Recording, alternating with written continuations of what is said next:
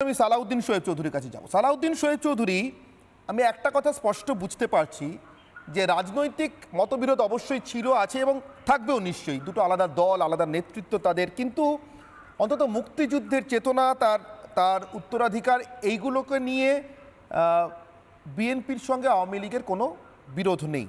এবং সেই জায়গা থেকে রোকেয়া প্রাচী বলছেন, এবং বিএনপি নেতৃত্ব একই রকম বিপদ দেখছেন ইউনূসের এই কার্যক্রমের মধ্যে।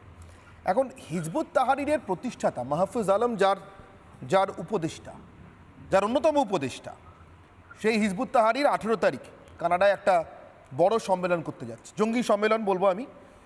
তাদের লক্ষ্য বিশ্বজুড়ে খিলাফত প্রতিষ্ঠা, যেটা আইএসআইএসের লক্ষ্য ছিল। সালাউদ্দিন শোয়েব চৌধুরী কানাডার ট্রুডোতে যাচ্ছেন, দেশকে খালিস্তানি আর জঙ্গিদের হাতে তুলে দিয়ে। রাহুল গান্ধীরা আমাদের দেশে সব থেকে শিক্ষা নেবেন কিনা আমি জানি না, কিন্তু আমি একটা জিনিস বুঝতে পারছি যে বাইডেনের নেতৃত্বে এই যে গুপ্তরাষ্ট্র ব্যবস্থা, যার এক প্রতিনিধি আজকে আমাদের এখানে ঘুরে গেলেন ক্ষমতা থেকে যাওয়ার 14 দিন আগে, তারা নির্বাচিত নয় এমন লোকজনের সঙ্গে কথা বলতে বা এমন লোকজনের সঙ্গে ষড়যন্ত্র করতে, রাজার আমি বলবো সব থেকে বেশি ভালোবাসে বা ভালোবাসত। কিন্তু এরা তো যাচ্ছে, ধরুন 14 দিন মেয়াদ। ইউনূসের মেয়াদ সম্পর্কে আপনি কিছু আন্দাজ করছেন কি, আন্দাজ করতে পারছেন কি? অনেক ধন্যবাদ অনির্বাণ বাবু। দেখুন, আমি তো 5 নভেম্বর থেকে বারবার বলে আসছি যে ইউনূসের মেয়াদকাল 20 জানুয়ারি।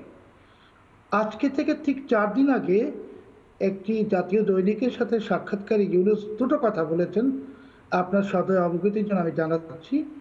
প্রথম কথাটি হলো, তিনি বলেছেন যে ওনাকে যে দায়িত্বে বসিয়ে দেওয়া হয়েছে, এই দায়িত্ব সম্পর্কে ওনার বিন্দু মাত্র অভিজ্ঞতা নেই। দ্বিতীয় কথা যেটা উনি বলেছেন যে ট্রাম্প প্রশাসনের পক্ষ থেকে ওনার এখানে চাপ আসবে, এবং উনি এরই মধ্যে কিছু কোট আলামত আনকোট দেখতে পাচ্ছেন। তো এই যে এতক্ষণ আলোচনা আমরা শুনলাম, বিএনপি, জামাত বা পাখা গজিয়ে ওঠা কিছু পিঁপড়ের মতো রাজনৈতিক দল, এদের লম্ফজম্প, আসলে সবাইকে বিনয়ের সাথে বলবো যে ক্লিনিক্যালি ডেড একটা রোগীর বিয়ে কখন হবে, এই সমস্ত জিনিস নিয়ে আলোচনা করাটাও অমূলক। ইউনূস এখন ক্লিনিক্যালি ডেড। এখন ইউনূসের যে মাস্কটা, যে লাইফ সাপোর্ট মাস্কটা, এটা কি বাইডেন নিজেই খুলে দিবে নাকি ট্রাম্প খুলবেন, সেটাই প্রশ্ন। এটা খুব ইম্পর্টেন্ট কথা, খুব ইম্পর্টেন্ট কথা। সালাউদ্দিন শোয়েব দেখতে আমি রোকেয়া প্রাচীর কাছে যাই। রোকেয়া প্রাচী, আওয়ামী লীগ নেত্রী হিসেবে আপনার কাছে জিজ্ঞাসা করছি। আমি গত কয়েকদিনে কিছু অদ্ভুত ঘটনা বাংলাদেশে লক্ষ্য করলাম। আমি উল্লেখ করছি, আমি একটু আপনাদের দেশের বিষয়, যেহেতু অন্য দেশের বিষয়ে আমি ফ্যাকচুয়ালি কারেক্ট থাকবো, তাই আমি একটু দেখেই বলছি, জায়গা, লোক ইত্যাদির নাম আমাকে মার্জনা করবেন। আমি এটা একদম পশ্চিমবঙ্গের মতো গড়গড়িয়ে বলে দিচ্ছি না বা বলে যেতে পারছি না, তার কারণ আমাকে ফ্যাকচুয়ালি কারেক্ট থাকতে হবে। গাজীপুরে আওয়ামী লীগ নেতাকে ছাড়াতে মিছিল নিয়ে থানায় জামাতের নেতাকর্মীরা, কিন্তু ভারী অদ্ভুত ঘটনা। এতদিন দেখছিলাম যে আপনাদের নেতাকর্মীদের মুন্ডু চাইছে জামাত, মুন্ডু চাইছে বিএনপি, এখন আপনাদের নেতাকে ছাড়াতে, গাজীপুরে আওয়ামী লীগ নেতাকে ছাড়াতে মিছিল নিয়ে জামাতের নেতাকর্মীরা। এবং পরে যেটা জানতে পারলাম যে আপনাদের এই কর্মীকে নিয়ে টানাটানি চলছে। মানে আপনাদের এই কর্মী, যার নাম আমি নামটাও দেখে বলছি, মোহাম্মদ শফিকুল শিকদার, 3রা জানুয়ারি রাতে গাজীপুরের জয়দেবপুর থানায় নেতাকর্মীরা জমায়েত হন, মানে জামাতের নেতাকর্মীরা। শেষ পর্যন্ত তাকে যদিও ছাড়া হয়নি, কিন্তু জামাতের নেতাকর্মীদের নাম দাবি ছিল শফিকুল শিকদার আগে তিনি আওয়ামী লীগ করতেন 2018 সালে, কিন্তু এখন আর তিনি আওয়ামী লীগ করেন না, এখন তিনি জামাত করতে চান। কিন্তু তাকে দলে টানতে চেয়ে বিএনপি দলে টানতে পারেনি, তাই মিথ্যা অভিযোগে তাকে জেলে পুরে দিয়েছে। এটা জামাতের নেতাকর্মীরা বলছে।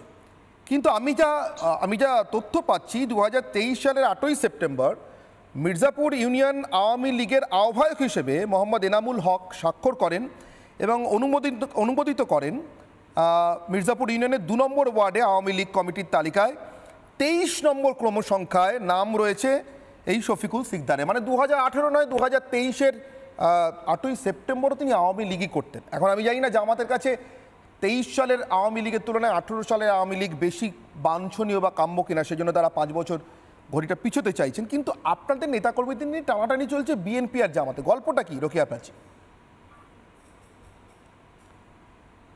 ধন্যবাদ রিপাবলিক বাংলাকে। এই প্রসঙ্গে শুধু বলবো যে শুধু এখানে একটি ঘটনা না, আমাদের ছাত্রলীগের হেলমেট থেকেও প্রচুর জামাত শিবিরের নেতাকর্মী বেরিয়েছে। এখন এই মুহূর্তে জামাত শিবিরের যে কমিটি দেখছি আমরা, সেখানে প্রচুর ছাত্রলীগের থেকেছে, ছাত্রলীগের ভালো পোস্ট দখল করে ছিল এতদিন বঙ্গবন্ধুর কথা বলেছে, এতদিন আওয়ামী লীগের গুণ কীর্তন করেছে। তারা আসলে জামাত শিবিরেরই কর্মী ছিল, কিন্তু তারা ভোল পাল্টে আওয়ামী লীগের মধ্যে তাদের ষড়যন্ত্রকে সাকসেসফুল করার জন্য আমাদের ছাত্রলীগের হেলমেটের ভেতর ছিল। এরকম বিচ্ছিন্ন বিভিন্ন জেলায় বিভিন্ন কমিটিতে জামাত শিবিরের নেতা কর্মীদের ঘাপটি মেরে থাকার উদাহরণ আছে। এই আমার ধারণায় ঘটনাটি এই। আর আরিফ বিল্লাহ সাহেব যেটি বললেন, আসলে সেই জায়গা থেকে আমি একটু বলতে চাই, আপনি যে প্রসঙ্গটা শুরু করেছিলেন যে এই মুহূর্তে বাংলাদেশে বিএনপির সাথে ডক্টর মোহাম্মদ ইউনূসের সরকারের বিরোধ কেন বা মনিবনা কেন হচ্ছে না। দেখেন, 31শে ডিসেম্বর 2024-এ ডক্টর মোহাম্মদ ইউনূসের যে সাঙ্গপাঙ্গরা সমন্বয়করা ছিল, তারা কিন্তু একটি ঘোষণাপত্র এবং 72-এর সংবিধানকে তাদের ভাষ্যটা এরকম ছিল যে কবর দেয়া হবে 72-এর সংবিধান, এবং মুক্তিযুদ্ধের যে চেতনা 1971 সালকে আসলে প্রকারান্তরে তারা কবর দিতে চাইছে। তো তখন আমরা আসলে দেখলাম যে বাংলাদেশের রাজনীতিতে দেরিতে হলো বা বিএনপির যারা একদম উপরের দিকে রাজনৈতিক নেতারা আছেন, তারেক রহমান সহ, মির্জা ফখরুল ইসলাম আলমগীর, রুহুল করিম রিজভী সাহেব, ইকবাল হাসান টুকু, মির্জা আব্বাস সহ, গয়েশ্বরচন্দ্র রায় সহ প্রত্যেকেই 72-এর সংবিধান এবং 1971 সালের যে মুক্তিযুদ্ধের সপক্ষে তারা তাদের অবস্থানকে প্রকাশ করেছেন এবং তারা নিশ্চিত করেছেন জনগণের কাছে। এবং তারা এটাও প্রমাণ করেছেন যে রাষ্ট্রের প্রয়োজনে স্বাধীনতা বিরোধীদেরকে সমর্থন করা যাবে না এবং নির্বাচন দিতে হবে, সংস্কার পরবর্তীতে নির্বাচিত প্রতিনিধিরাই করবে, অনির্বাচিত এরকম একটি সরকারের অধীনে দীর্ঘদিন রাষ্ট্র চলতে পারে না। এবং তারেক রহমানও কিন্তু একটি সুস্পষ্টভাবে বক্তব্য দিয়েছেন যে 53 বছরের মধ্যে সবচাইতে নিকৃষ্ট সরকার এখন। তো এই সবকিছু মিলিয়ে যখন বিএনপি রাজনৈতিক নেতৃবৃন্দদের এই অবস্থান এবং জনগণ যখন 31শে ডিসেম্বরকে প্রত্যাখ্যান করলো, তখন আমরা দেখলাম সরকার একটি অবস্থান নিল যে তারা ঘোষণাপত্র তৈরি করবে। তখন বৈষম্য বিরোধী ছাত্র আন্দোলনের তারা সংবিধান কবর দেয়া বা ঘোষণা দেয়া বা তাদের যে কর্মসূচি সেটি তারা সেখান থেকে সরে আসলো, তারা অন্য কর্মসূচি করলো। এবং পরবর্তীতে আমরা এখন যেটা দেখছি যে সেই যে 72-এর সংবিধানকে নিয়ে যা চলছিল ছিনিমিনি খেলা, এটাকে বাদ দেয়া, সেই জায়গায় আসলে জনগণ, বিএনপির রাজনৈতিক নেতৃবৃন্দ এবং আওয়ামী লীগ তো অবশ্যই কারোরই কোনো সমর্থন নেই।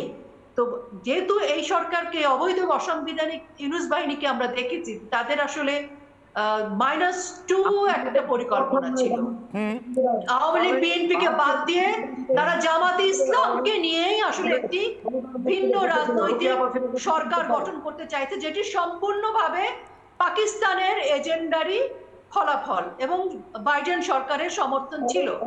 তো আজকের যে প্রেক্ষাপট, যেখানে বাইডেনের বিদায় ঘণ্টা বাজছে এবং বিএনপি আওয়ামী লীগ তারা রাষ্ট্রীয় প্রয়োজনে, সংবিধানের প্রয়োজনে 1971 সালে মুক্তিযোদ্ধাদের প্রতি শ্রদ্ধা জানিয়ে বিএনপি কিন্তু আওয়ামী লীগের এই বিষয়টিকে সমর্থন করছে। আমি এটা বলবো না যে আওয়ামী লীগকে সমর্থন করছে, বিএনপিও কিন্তু একটি মুক্তিযোদ্ধাদের রাজনৈতিক দল, সেখানেও মুক্তিযোদ্ধারা রয়েছে।